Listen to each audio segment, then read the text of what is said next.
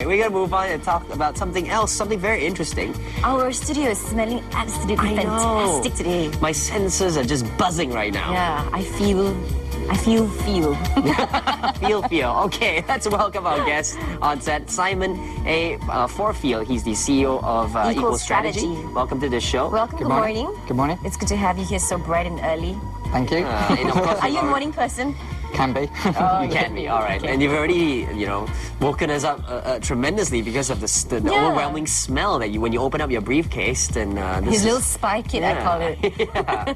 So please tell us what this whole sensory branding, sensory selling thing is all about. Okay, basically what we're doing is we're helping companies use additional senses, the sense of smell and the sense of sound in a more sort of scientific and systematic way to improve customer experience. Right. Okay. And what we do is we have a range of different music, different fragrances, and we help companies use these to enhance that experience. Right. But also we can do it to fit in with the branding for that company. Right. So when you say companies, we're talking what, hotels and shopping malls and we're not talking the financial institutions and stuff, are we? We are. Oh, we are? We are. Oh, this runs That's across the board because I think you'll find all industries go back and look at the hospitality industry as a source of ideas for service. Okay. Okay, so banks now, even though banks are in the financial industry, they're in retail banking. Yeah. Right? And as markets become more developed and people become exposed to various different markets and different things happening in these markets and people have greater spending ability, people make decisions now more heavily based upon how they feel about a particular brand. That's true. Right. As opposed to, do I want this? Yeah. Do I need this? Do I need this? Yes. Right? And it's reached a point now where 80% of our decisions are actually based upon what we smell. Right. Okay. Oh, really? Is that Yep. really? If you went into a restaurant and it didn't smell nice, Of course. would you want to stay there? Of course. Most probably not. Most probably So okay. So how do you put these scents in there, and how do you How do you make it work? conceptualize which scents go in which store Okay. or which company? Well, basically we look at from a fragrancing angle a couple of different ways we want to address it. So if you go up to Genting, the casino on the top of the mountain, in the casino, what they've actually found in a study in America was that if people can be playing in a smoking room, but they can't smell the smoke, player retention can increase by 30 to 40%. Wow, that's a lot. So what smell eliminates the smoke smell? So we actually are diffusing a fragrance. There's a project we're working on at the moment. Okay. And our objective there is to remove the smell of smoke. Okay. And fragrances can be blended with a feature called odor foil that actually changes the molecular structure of malodors. Malodors can be tobacco. Yeah. It could be body odors, such as in gyms. It could be residual cooking smells. Okay. So we can use fragrancing with odor foil to get rid of horrible smells. Okay. But also we can use fragrance to create a more pleasant environment. Right. And what we don't want to forget here is that the sense of smell is the most powerful sense. And it's the only sense that's directly connected to the brain center for memory and emotions. So this is why we can smell something And remember it. and those memories can come rushing back. That's very true. I mean, the talcum powder used as a kid or something, and then you just have a whiff of it and it brings back a lot of memories. That's true. So we can look at it from that side, using the fragrance there that's going to become very brand orientated. Okay. But also, if we want to stimulate consumer behaviour. Yeah. So what does this mean? Think of baby milk powder. Yeah. It's fragrance with vanilla. Yeah.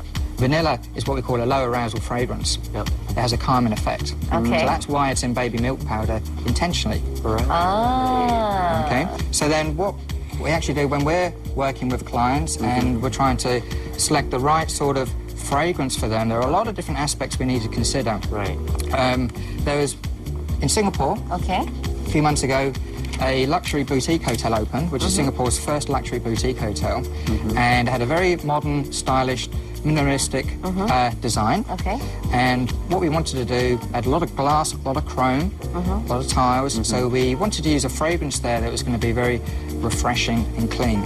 So there we actually use a ginger and lime fragrance. Wow. Sounds fresh. And then the music. Very nice. Then the music we're using in the lobby. This hotel's called Hotel Nomi, or Nomi Hotel. Know me. Very zen kind of music, is it?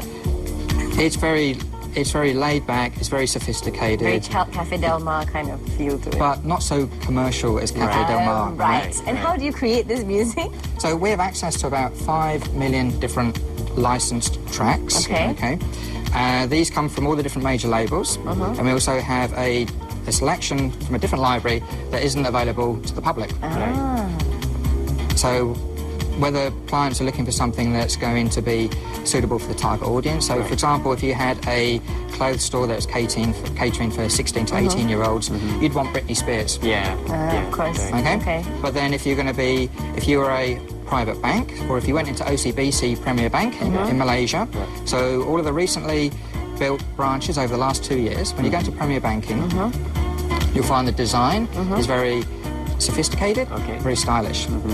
So we use classical and jazz, and it's not your mainstream classical and jazz. It's a very sort of select selection that when you enter that branch, it doesn't just look stylish, it actually sounds it. And it's amazing how this can actually influence and persuade people as to how they behave. Right.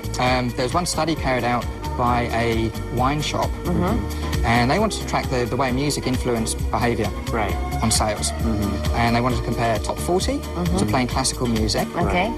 And they found that running these different music profiles over a couple of months, that the volume of wine sold didn't vary, but when people actually heard classical music, they selected more expensive wines than when top 40 was playing. cultured.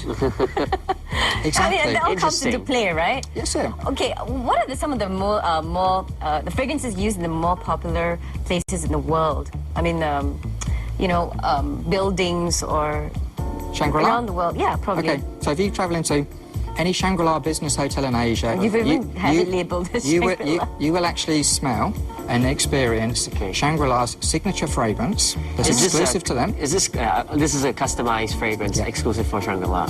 So you will not smell this anywhere else but Shangri-La. Oh, I'm in Shangri-La. Right? And then we're involved in a project at the moment with the Marriott Group. So Marriott also own Renaissance. So if you go into Renaissance in Kuala Lumpur, you will actually smell this one. So are these how do you put these fragrances in these places? Are they burned in the oils? No. I think when you look at the Very nice. the traditional way of diffusing fragrance, people use the aromatherapy burners. Sorry, I have the lid here. Okay. And the problem with that, you have a naked flame, and someone needs to keep Quite topping that up. dangerous. That's true. So you've got safety issues, plus you've got the labour issues because someone needs to keep attending to it. Of course. Then the other option we've seen in the market are the squirt units, as I call them. And they tend to scare me sometimes. Yeah, so what the heck was that, you know? you get this, and basically what happens, you have a squirt of a fragrance that is a very economical fragrance, and it's only made of about 2 or 3 or 4 different raw ingredients, and the fragrance level is very strong for about 5 minutes or 2 minutes. That's right, and then it evaporates. And then you have nothing for about another 20, 30 minutes until the next. Okay, so how do you do it? How do we do it? Very different. We actually have a system that doesn't use little bottles like this, but the bottles are bigger, about this big. And this is actually diffused through the air conditioning system. Oh, okay, air conditioning system. So most efficient way. So what actually happens is we channel compressed air from a pump into the bottle of fragrance. I see. The fragrance vaporizes and turns into a dry vapor. It's actually naked to the eye. And then that is connected through a tube to the air conditioning supply duct to the target area. Oh, okay. So what happens, it then mixes with all the treated chilled air. Right. And then that's then fed to the target area, so you end up with a very even fragrance level that's consistent, but not for 5 minutes, not for an hour, but literally for all the time. Throughout the whole time. Month after month after month. Oh, excellent.